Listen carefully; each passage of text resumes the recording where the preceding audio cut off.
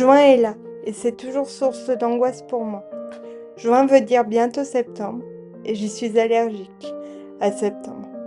Je le vois faire la queue derrière juillet et août, en leur murmurant que je n'ai pas été assez productive et que j'ai encore pris des coups de soleil parce que j'ai pas voulu mettre de crème. Septembre me nargue de loin.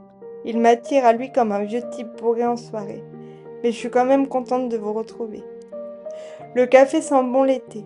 Et pour ceux qui viennent pour la première fois, bienvenue, je suis Manon, doula, communicante animale et écrivaine. J'ai décidé de rassembler tout ça dans un podcast qui peut paraître un peu fouillis parfois, mais qui, je l'espère, vous apportera des réponses. La semaine passée, j'ai eu une conversation intéressante avec un cheval. On parlait incarnation et choix des chemins de vie. Vaste programme. J'ai bien aimé ses réponses. Il m'a dit qu'au final, on ne décidait de pas grand-chose, si ce n'est des chemins que l'on emprunte pour accomplir ce qu'on a à faire. Comme si tout était écrit dans un énorme livre dont on aurait oublié l'histoire. Cette idée m'effraie autant que je l'aime. J'aimerais bien pouvoir ouvrir ce livre, connaître la fin. Je crois que ça m'aiderait un peu. On dit que les bébés se souviennent de tout avant d'arriver sur Terre, et qu'à l'instant où ils naissent, ils passent le voile de l'oubli. Les âmes se réincarnent dans un but précis. Ils choisissent leurs parents, leur mère, pour sa personnalité, son rythme de vie et tout son décor. Les âmes choisissent la date exacte de leur incarnation. Et on dit qu'ils tournent jusqu'à 1 an avant leur naissance autour de leur maman. Le cheval avait l'air sûr de lui quand il me disait qu'on ne contrôlait rien. Dans ma tête humaine, c'est un peu plus compliqué que ça. Je pense qu'on est libre de prendre des décisions qui changent la donne, et que la vie ne nous apporte pas grand-chose si on reste assis devant Netflix. Quoique, j'ai entendu une femme qui racontait qu'elle avait rencontré l'amour de sa vie en se faisant livrer un colis. Je pense qu'on a les grandes lignes de notre histoire et que le reste, on le dessine comme on peut. Je sais pas ce que j'ai écrit dans mon livre, en tout cas, ceux qui sont en train de le lire doivent s'arracher les cheveux. Je communique de manière moins fréquente avec les animaux, mais je suis toujours surprise de la manière dont ils nous perçoivent ici-bas, dont ils perçoivent la place de chacun, avec un recul et une sagesse qui me transportent toujours. Ils nous guident et semblent avoir des ressentis dont nous sommes coupés. J'aime l'idée que nos bébés nous choisissent, et quand je vois mon amie avec sa petite, je me dis qu'elles sont parfaites l'une pour l'autre, et que l'univers les a réunies. Je trouve ça tellement doux. Ça me fait penser qu'au départ je voulais aborder le postpartum et que je me suis perdue, comme d'habitude.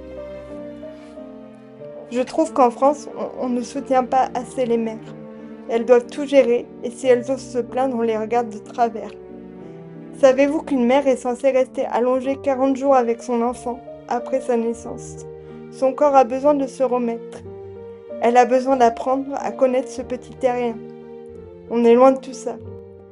Il est rare qu'une mère soit entourée de sa tribu, qu'on lui fasse à manger et qu'elle n'ait à s'occuper que de son bébé.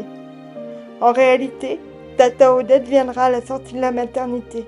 Elle réclamera un café et demandera à tenir le bébé, en lui trouvant une ressemblance avec Tonton Ronnie.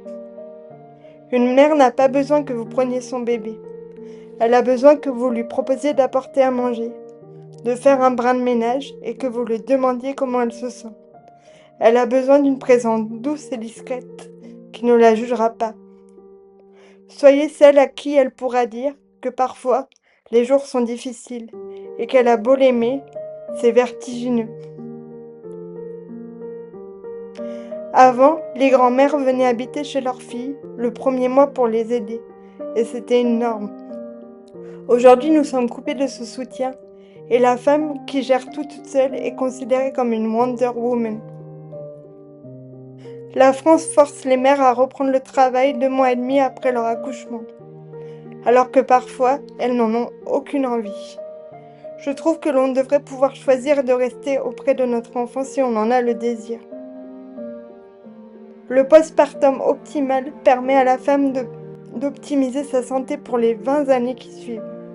Mesdames, vous méritez de prendre ce temps suspendu pour vous et votre enfant.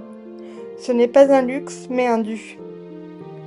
Dans certaines tribus, On considère que les 40 premiers jours, la mère et l'enfant voyagent encore entre les mondes.